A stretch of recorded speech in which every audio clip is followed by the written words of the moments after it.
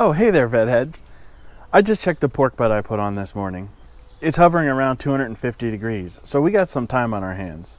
A couple of weeks ago, a commenter asked, what future performance upgrades am I looking at? So you know what? It's a beautiful day. We started off right one way. Might as well continue the trend. Let's take the Corvette out for a run.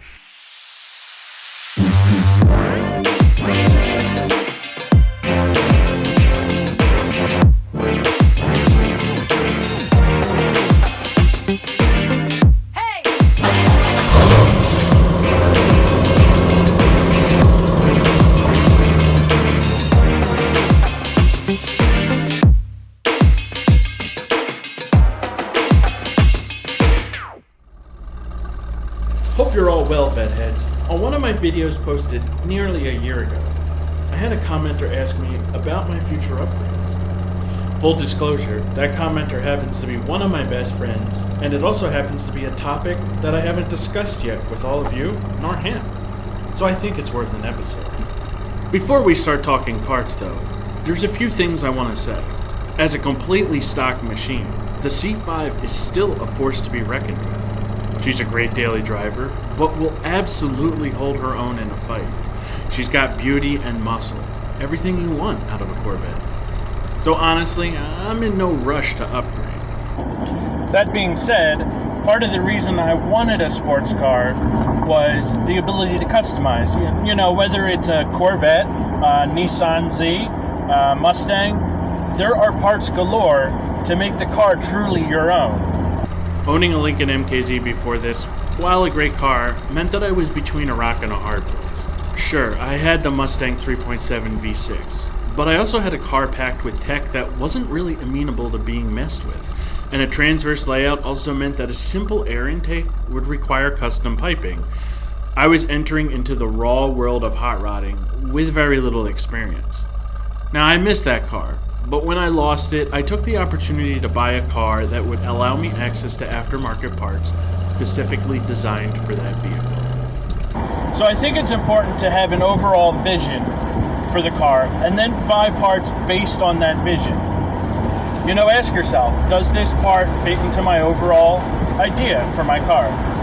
And my C5 is a daily driver. One of the great things I love about my C5 is the decent gas mileage it gets. I average around 21 miles per gallon and have consistently pushed 30 on the highway. Not too shabby for a 17-year-old V8. So at the end of the day, I'd like that gas mileage to stay the same or increase. I'd also like the reliability of the car to remain high. That will likely rule out big expensive mods like superchargers and turbos, and will also mean I'm doing heavy research before buying something.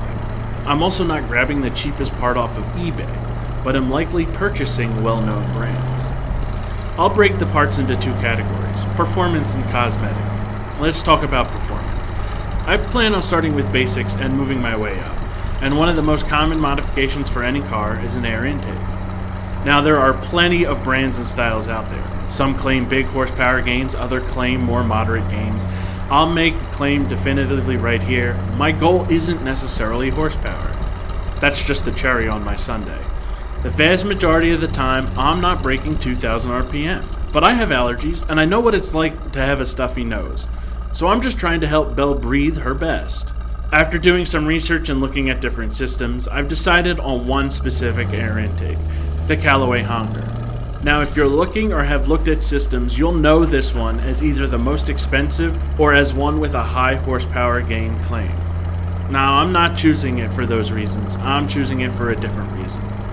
See, I like the idea of having a unique setup, and probably due to the pricing, the Callaway seems to be one of the most uncommon cold air intakes installed. So that piques my interest. Plus, a lot of people are happy with it out of the box. What I mean to say is that with some other kits, it seems like owners often went and bought a second filter immediately, spending another $50 or so bringing their whole system setup within an arm's reach of the Callaway. So I look at this as my first upgrade on the Corvette, likely at the beginning of next year. So once my intake is installed, I'll start looking into an exhaust system. I've done some basic research on this, and just like the intakes, there are tons of brands. I've looked at several different ones and watched YouTube videos on them, and I just haven't quite settled on the part I'd want yet.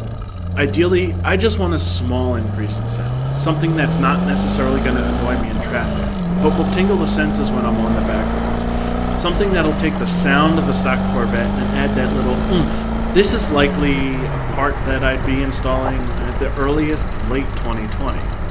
Finally, I'd like to at the very least talk to a speed shop about a tune and get a handle on the implications of one. To get the best performance out of the parts as well as the engine itself, I do believe a tune is truly needed to complete this package. I don't want to sacrifice gas mileage or reliability, but I also want to make sure that all the parts are working in harmony with each other. The truth is Chevrolet designed the engine to work a certain way, and I'm changing the parameters.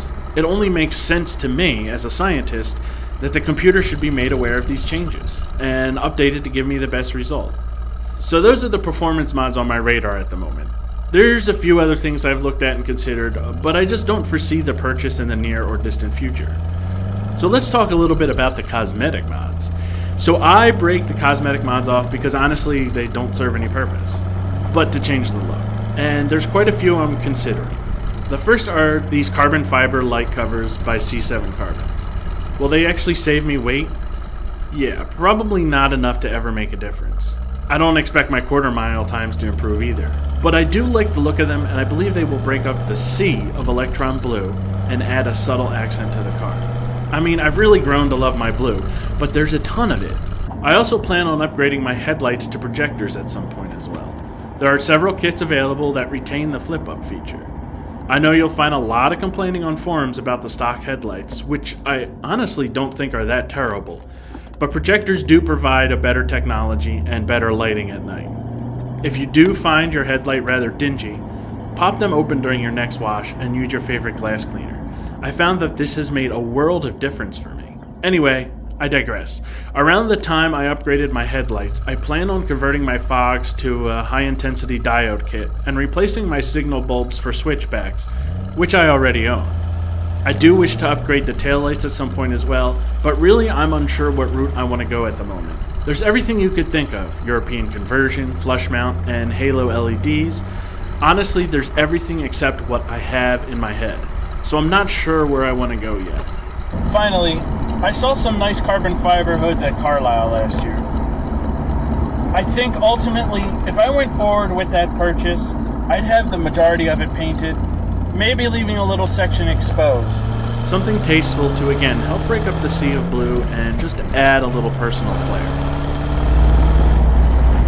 So those are the upgrades I'm looking at. The big question at this point is when. I'll likely try to snag a few items around Christmas time and look to install them in the spring or summer next year. I also think it's worth noting that I am not in any sort of rush. Again, this is my daily driver, so for the most part, I'm leaning towards upgrading for better parts as old ones wear out. Like I mentioned in my purchase video, I found a low mileage stock C5, which is not an easy task, so I am not in any rush to go hot rodding. I'm taking this opportunity to fully enjoy the Corvette as it was designed by Chevrolet in all its stock, plasticky glory. As always, if y'all have any questions, let me know. Were there parts that you actually regret installing? Are there any parts that you can't decide on? Let me know in the comments. I look forward to our next pit stop together, Vetheads.